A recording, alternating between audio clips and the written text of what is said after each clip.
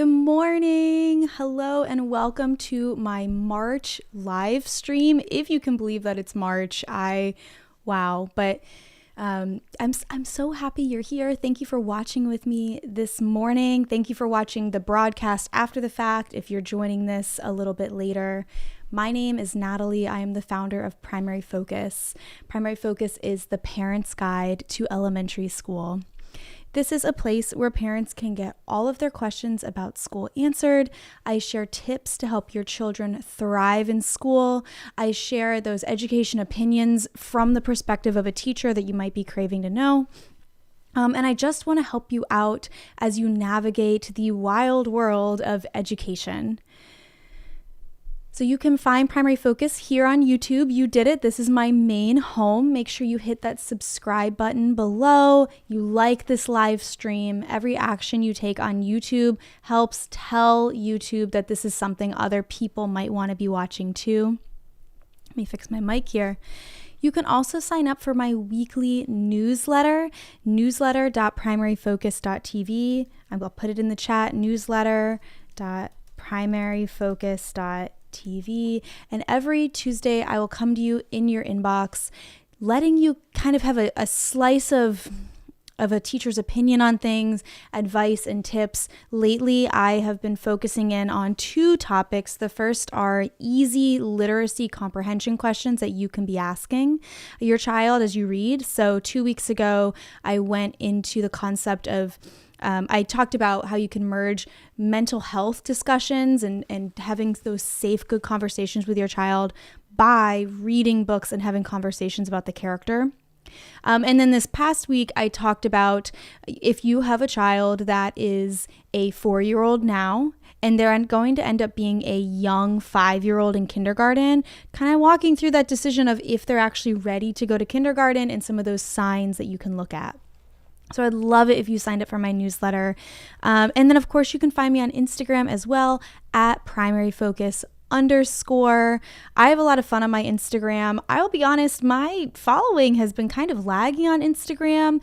So I could use your help there. If you want to pop over at primaryfocus_ on Instagram, I could use a little love in the following, and honestly, I'm on there all day. That's where a lot of my consultation calls and the advice that I'm giving, a lot of that more personal one-on-one attention you can get from me there because it is a social media platform.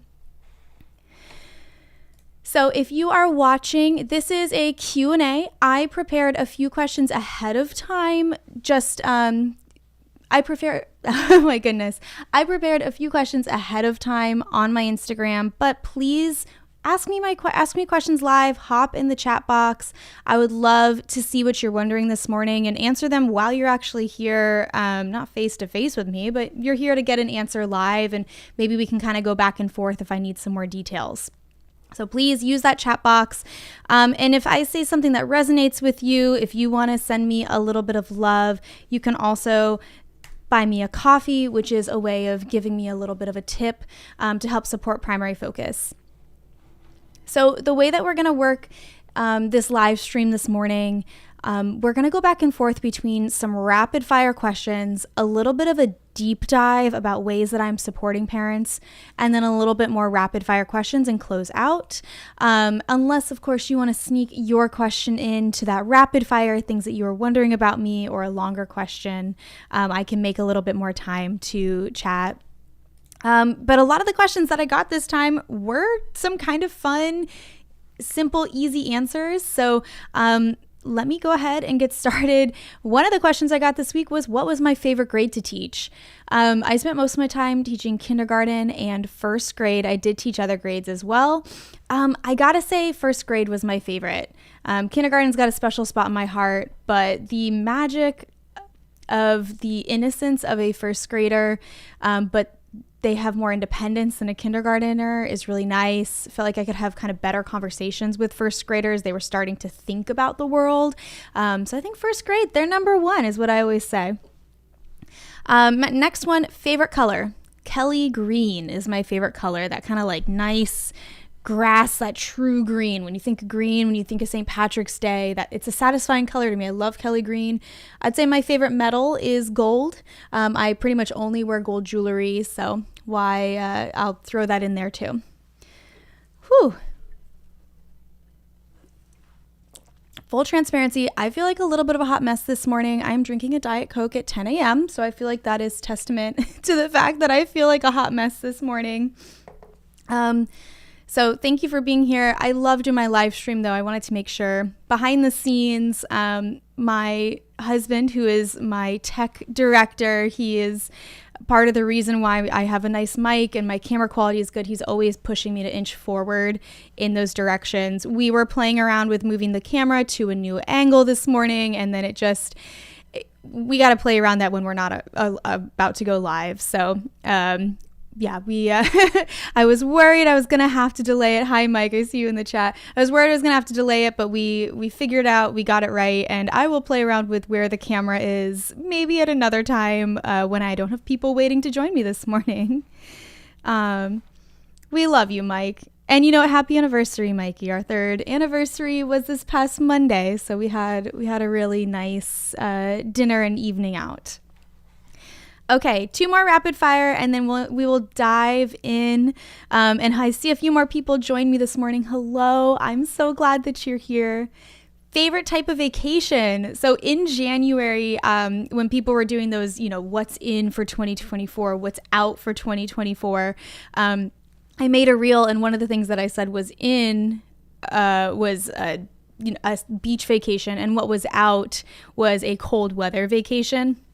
I am a beach girly. I want to have a bathing suit. I want to go swimming, a cocktail in my hand, swimming, floating around is one of my favorite things on earth. I don't even need a cocktail. I just love the feeling of swimming and kind of floating. So you will find me on a warm weather vacation where I can just kind of relax. I do enjoy a city trip too. Cold weather, not my thing. I am not a skier.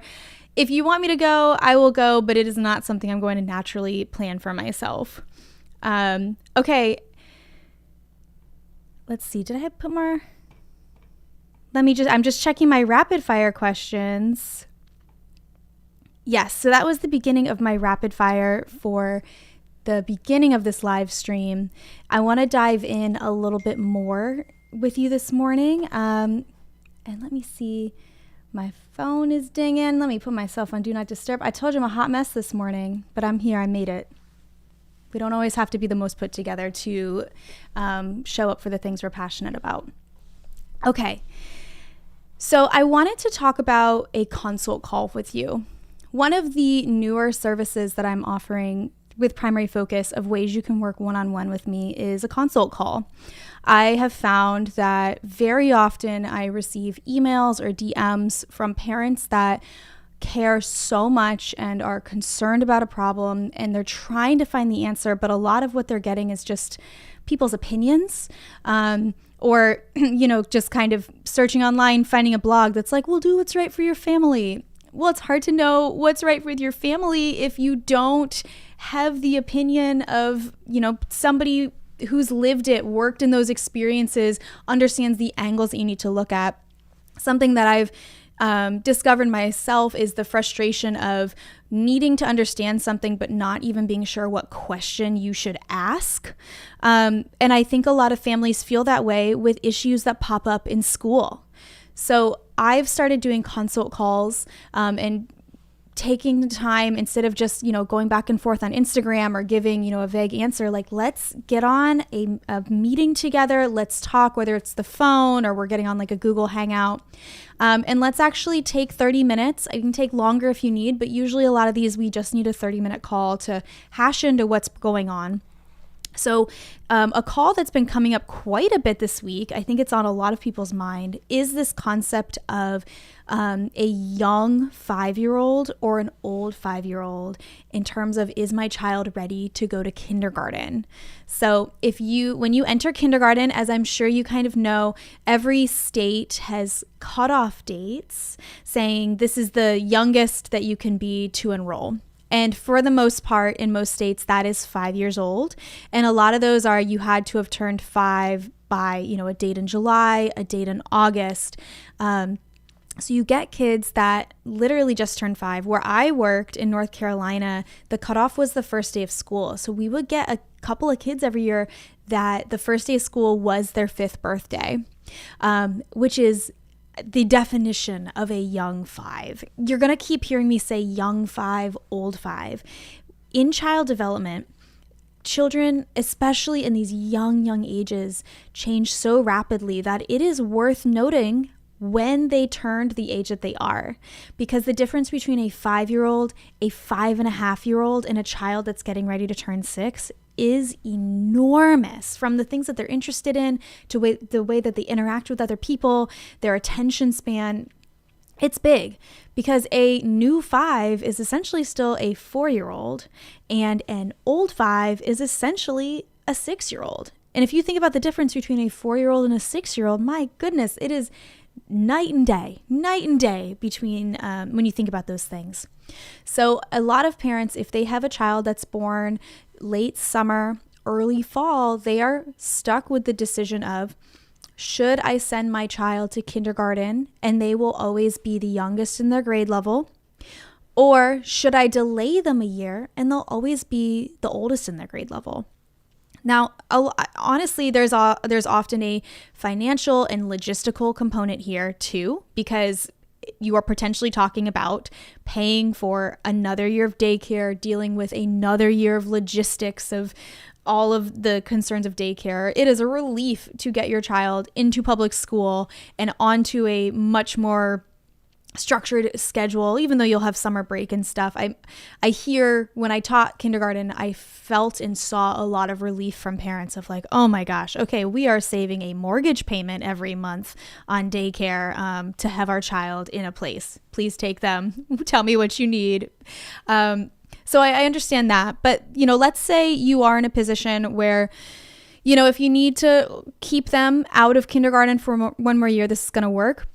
This is a phone call. I've gotten a couple of these in the past few weeks. So I think this is really when people are starting to get serious about that final enrollment in kindergarten, figuring out what they're going to do. So I want to talk about what these calls look like, what we would go over. And if you feel like you need a call like this, I think it's worth reaching out. So often these start in Instagram DMs, or I will get an email and the parent is asking me essentially that basic question. And then we'll talk back and forth a little bit. We'll get a calendar link going to kind of figure out when we want to do the call. But the things that I kind of want to know before we get into the call are, what's your child's age now? When is their birthday and how old will they be when they enter kindergarten? And then any specific questions that they might have. Now, if you don't have those questions ready before the call, that's okay. But when you walk into the call, I think try to spend a little time organizing yourself. We only have 30 minutes typically. So you want to try and understand when you walk out of the call, do you have answers for these questions? And then just any kind of other important information. If the child, has certain personality traits, maybe they've been diagnosed with something, how much time are they spending around other children? These are all different components that I will look at to help me understand. I would say like a child who, doesn't have siblings. If they don't have siblings and they haven't really been enrolled in classes with other kids, daycares and things like that, they're going to have a very different approach and need different things to prepare for kindergarten compared to, say, maybe a child that has been going to a daycare or preschool program. They're spending time with other children, but maybe the parent is seeing that they are a little bit immature, or they are showing signs that they really aren't connecting with what the schoolwork is that they're working on. So, and then what I'll do once we have the basic information, we get it scheduled. Let me reach here. I always take a look through my favorite child development book, Yardsticks by Chip Wood. This is the Child and Adolescent Development, ages 4 to 14. I highly recommend buying this book. It is so easy to read. I'm going to put an affiliate link here in the chat. I would very much so appreciate it if you use my affiliate link. But truly, affiliate link aside, this is not a book that is being promoted. I actually encountered this book when I was in grad school, but it is so easy to read. And how it works is every chapter, where's the beginning of a chapter here? This is the chapter about 5-year-olds. And it's about 10 pages long, maybe a little less. And it talks about, 5-year-olds' physical development, 5-year-olds' social emotional development. And it does this every age up to 14. And so basically every year of your child's life, you just read one chapter of it to kind of see what's to come with their development. So I will always go in and I will just brush up on the 4-year-old, the 5-year-old, and the 6-year-old to kind of get an idea. Because as parents tell me different attributes about their child, I can affirm to them, okay, well, these are things that we actually really do see in this age. And then these are things that maybe we don't see, or things that your child might need a little extra support or actual instruction to overcome. So I brush through that. Let me scroll down here. And then we get on the call. So I'll give that parent a little bit of chance to kind of walk me through what's going on. And then we will talk about what exactly, if they do want to push their child, what their child is going to need to be prepared for kindergarten. We're going to talk about pros and cons of keeping them out of kindergarten or pushing them in. We're going to talk about the emergency plan if you put your child in school and you realize like, oh, Mayday, this is not working. And then we're going to talk about any social stigmas that you might have and concerns. In a call recently, and I actually talked about this in my newsletter, somebody was concerned that their child would be bullied if they were entering kindergarten and turning 6 very early in the year in kindergarten or entering at age 6. So we kind of talk about those social stigmas and things like that you might be worried about. Often I find that parents are concerned about things that as a teacher I was not concerned about. So I really just try to streamline what is the perspective of the school, what is the perspective of the teacher, what is pretty common to see, and then help them see, okay, well, like, teachers see everything. You are exposed to your own friends and your own family, and no matter how diverse you try to be, like, in the end, you're going to be friends with people that have a lot in common with you. You are going to bond over commonalities and things. So you might not fully understand the scope of how many different family situations, how many different personalities, how many different backgrounds a teacher's students may have. And a lot of things that I see parents coming to me that they are concerned about are not concerns that a teacher would have.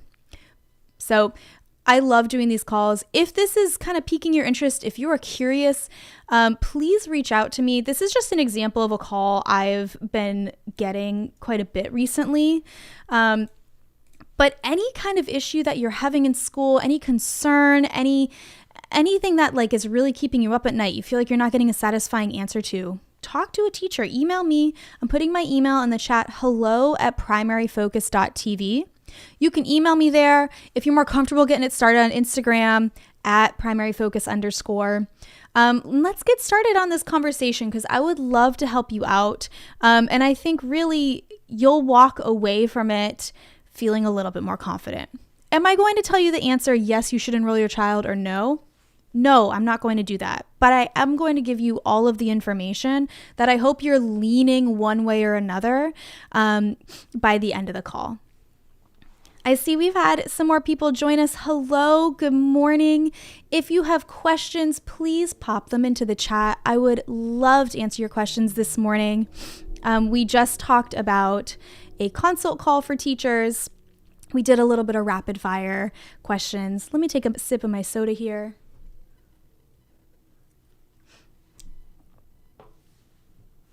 And let me just grab something. I will be right back. I'm so sorry.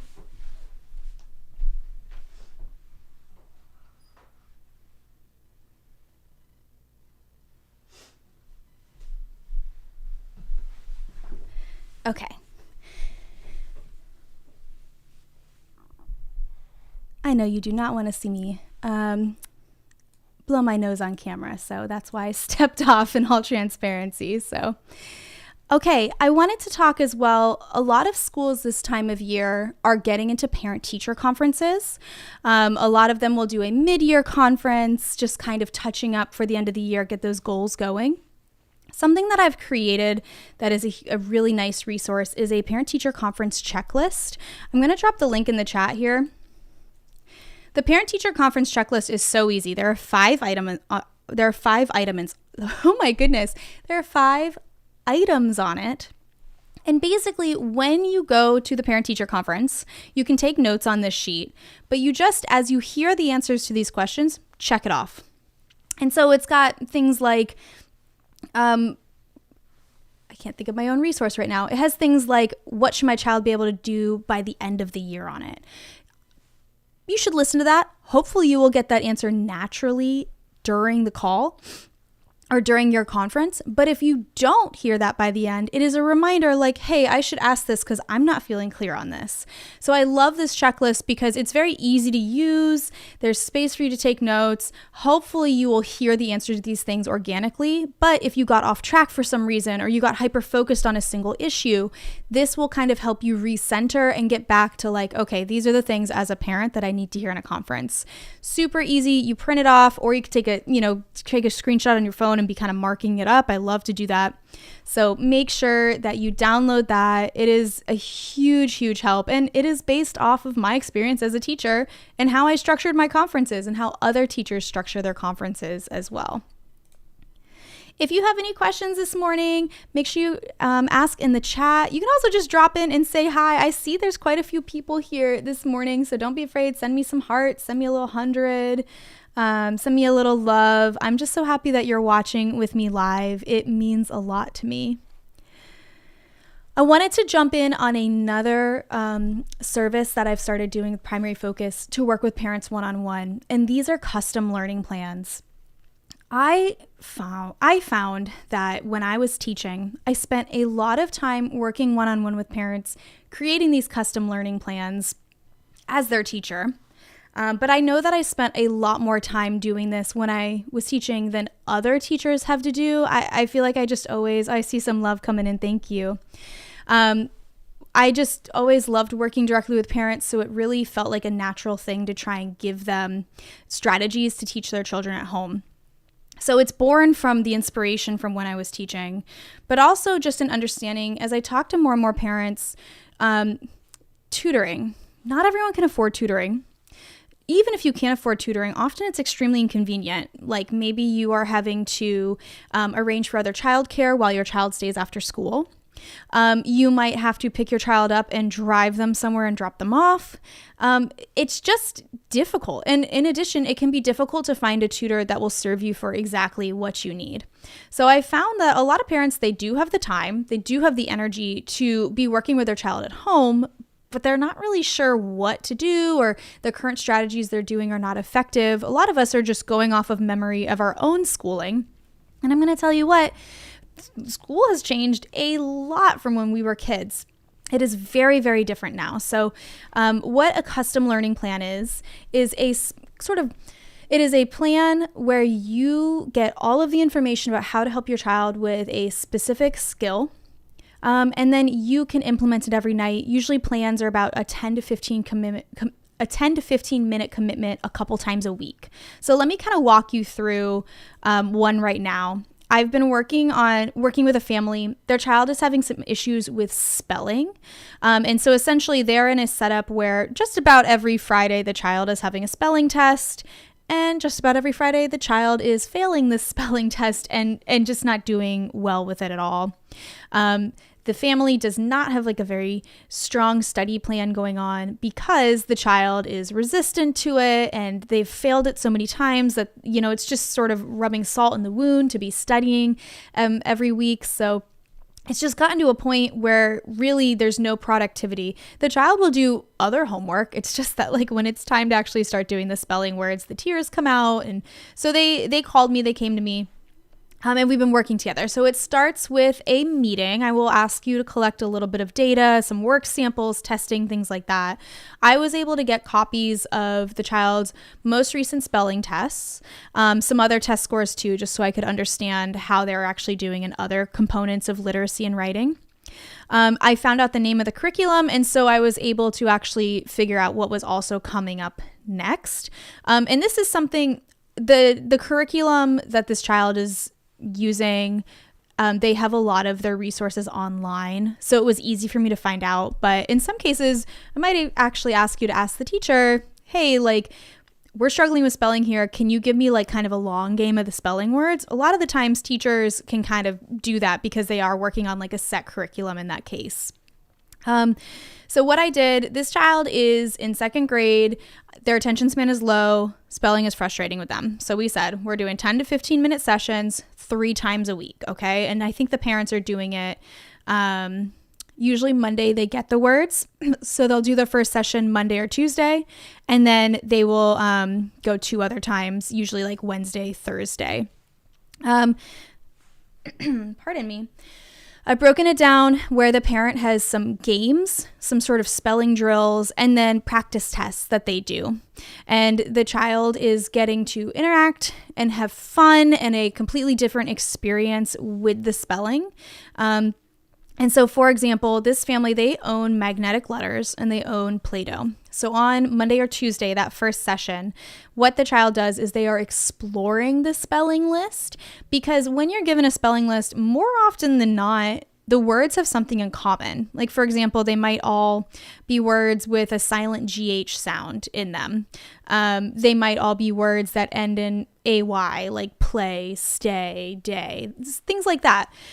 So the child will explore the words to see what the words have in common. Very often, this child will have 2 groups of words. So like last week, they were doing words that ended in AY, and then words with AI in the middle, like snail, for example. They are exploring, they're spelling the words using the magnets, they're spelling the words using the Play-Doh, they're cutting the words out and they're sorting them into groups. So they're just getting time to understand even what the list is. I remember when I was a child, I had no connection to my spelling words. I didn't know what they had in common with each other. I didn't understand why we were having spelling words. I just understood that I needed to get them right. And I think a lot of kids are floating through life like that. Like, the adults in the room all see it, but because it's the first time for me and it's so obvious for the adults, sometimes that link isn't explained to the child. Like, oh, hey, did you notice all the words in your spelling list end in AY? No, I didn't notice that because I hate homework and I just want this test to be done.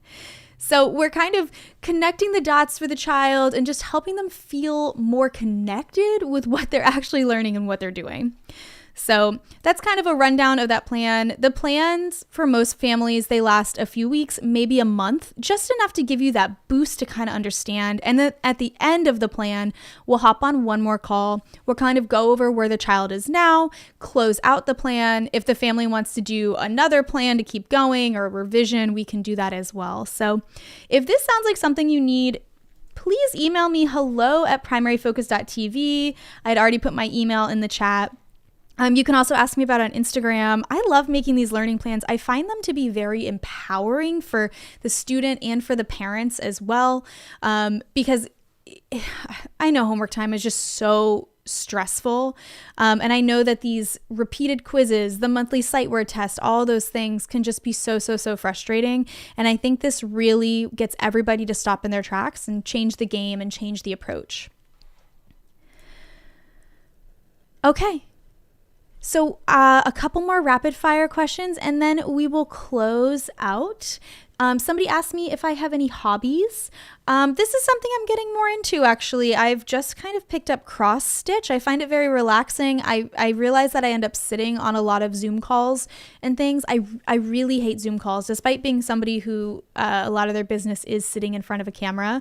I find it just difficult to sit for long periods of time on like listening calls for things. So the cross stitch is very nice. I do it while I watch TV and things too. My zodiac sign, I am a Libra. I think horoscope is fun. I don't read a daily horoscope or anything, but it's, I think it's a fun party topic. So I'm a Libra. That's the fun sign. I think it's the best sign, which probably sounds a lot like a Libra.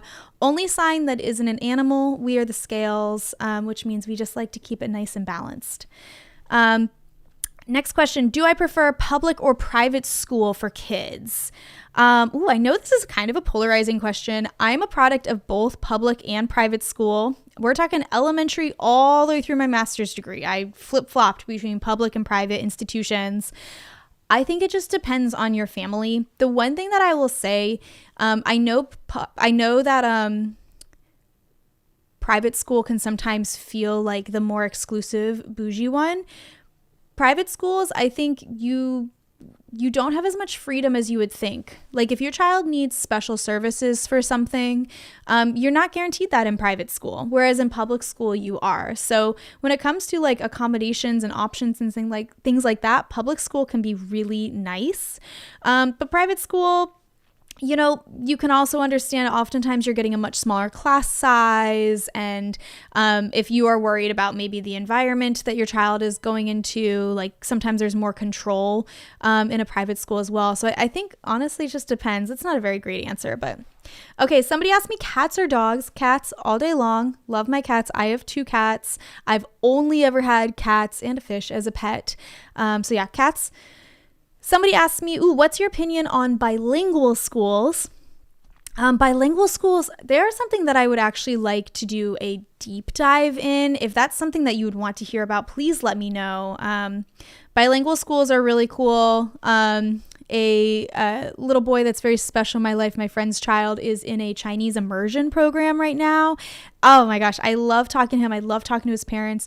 I think bilingual schools are amazing. I don't think they're all for all kids. I don't think they're for all families. As a family, you need to be really, really involved and really on top of things, especially if you do not speak both languages offered at the school.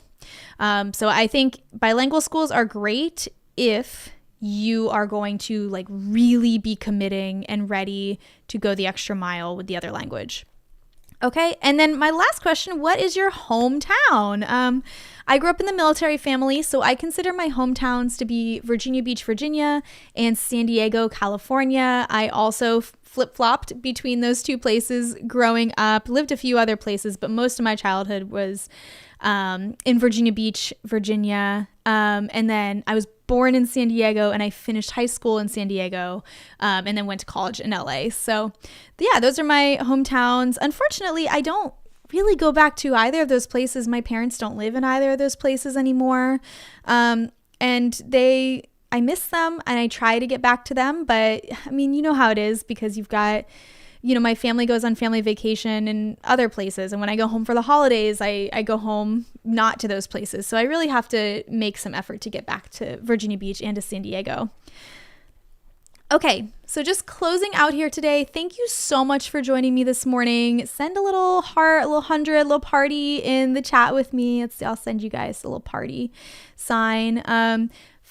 Subscribe to me on YouTube if you haven't already. Instagram, come find me, come follow me, come say hi at Primary Focus _. If you just type in Primary Focus to Instagram, you will find me. The person with the better username, it's like a defunct account. So maybe one day when I'm rich and famous, I will buy it from them. Reach out to me for a personal conversation. Hello at primaryfocus.tv. I work one-on-one to create learning plans and do consult calls with families. And maybe that's you that feels like you need this. Again, if I said something that resonated with you, if you want to say thank you to me, I would very much so appreciate it if you bought me a coffee. There's a link for that there. And you can sign up for my weekly newsletter at primaryfocus.tv. Thank you for hanging out with me this morning. This was very nice. And I'll tell you, I told you I was a hot mess at the beginning of the live stream. I'm feeling a lot more energized and put together at the end of it. So I think I needed this morning. Thank you for being here with me. And I will see you next time. I hope you have a wonderful, wonderful March. Bye.